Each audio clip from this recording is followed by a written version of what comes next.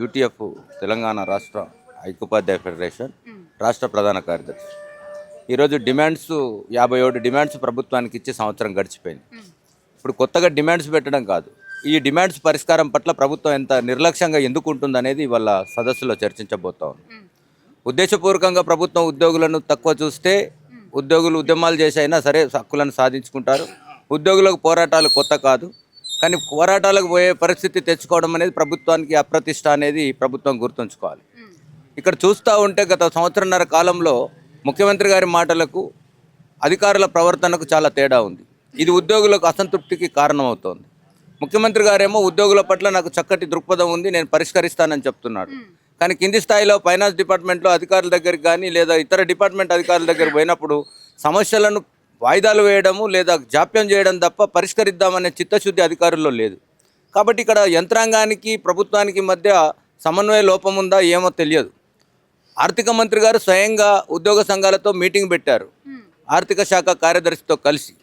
వచ్చే ఏప్రిల్ నుండి ప్రతి రూపాయి బకాయి కూడా పెండింగ్ లేకుండా చూస్తాం. ఇప్పటివరకే పెండింగ్ ఉన్న 8,000 కోట్లను నెలకు 500 కోట్ల చొప్పున విడుదల చేస్తామని చెప్పి 3 నెలలు అయింది మీటింగ్ పెట్టి. ఒక్క నెల కూడా ఇప్పటి వరకు రిలీజ్ చేయలేదు.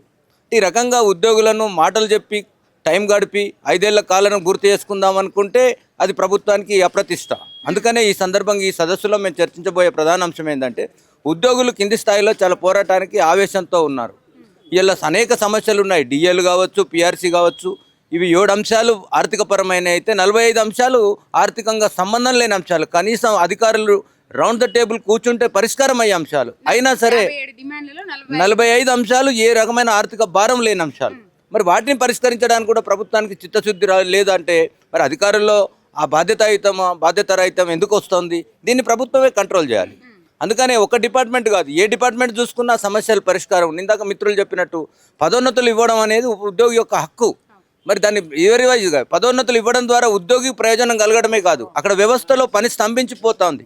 ఇవాళ మా టీచర్స్ ఉన్నారు, దాదాపు 600 హెడ్ మాస్టర్ పోస్టులు ఖాళీ అవుతున్నాయి రాష్ట్ర వ్యాప్తంగా. మరి 600 హెడ్ మాస్టర్లు లేకుండా హై స్కూల్ ఎట్లా నడుస్తాయి? ప్రమోషన్లు ఇవ్వడం ఒక 2 రోజుల ప్రక్రియ, దానిపైన దృష్టి పెట్టట్లేదు.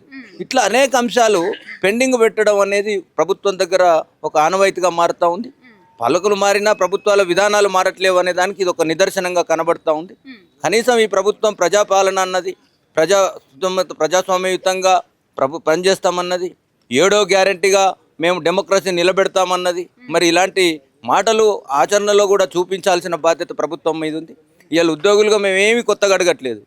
తమ మేనిఫెస్టోలో ఎన్నికల కంటే ముందు ప్రకటించారు, విద్యారంగానికి 15% బడ్జెట్ కేటాయిస్తామన్నారు. పెండింగ్లో ఉన్న డిఏలను అధికారంలోకి వచ్చిన 15 రోజుల్లోగానే పూర్తి చేస్తామన్నారు.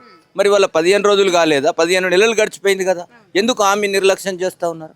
ఆ రోజు 3 డిఏలు పెండింగ్లో ఉన్నాయి, ఆ 3 ఇస్తే కనీసం ఉద్యోగులకు అసంతృప్తి తగ్గేది.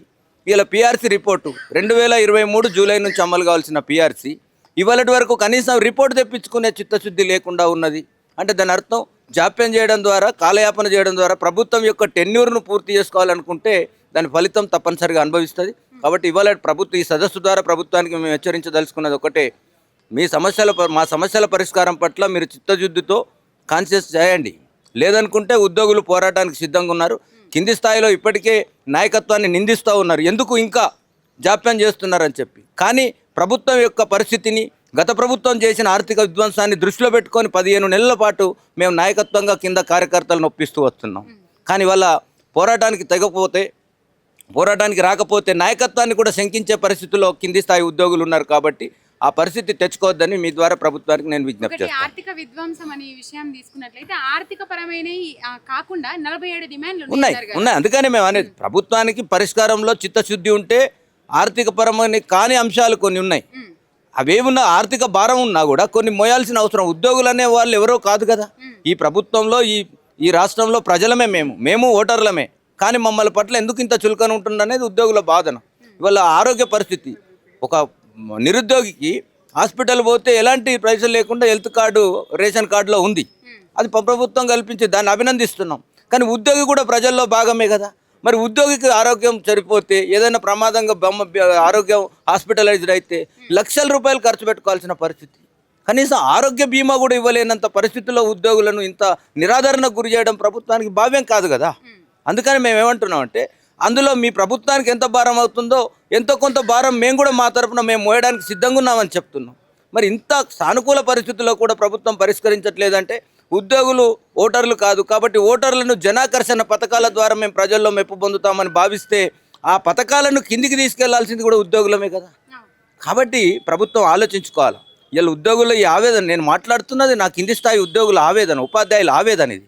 దీన్ని అర్థం చేసుకొని పరిష్కారానికి చొరవ చూపితే ప్రభుత్వానికి మంచిది. తమ ఎంత అడ్మినిస్ట్రేషన్గా పాలన చేసినా ఎన్ని ప్రజా సంక్షేమ పథకాలు పెట్టినా దాన్ని కిందికి తీసుకెళ్లే ఉద్యోగుల పట్ల నిర్లక్ష్యంగా ఉండకూడదు అనేది ప్రభుత్వానికి మీ ద్వారా విజ్ఞప్తి చేస్తుంది.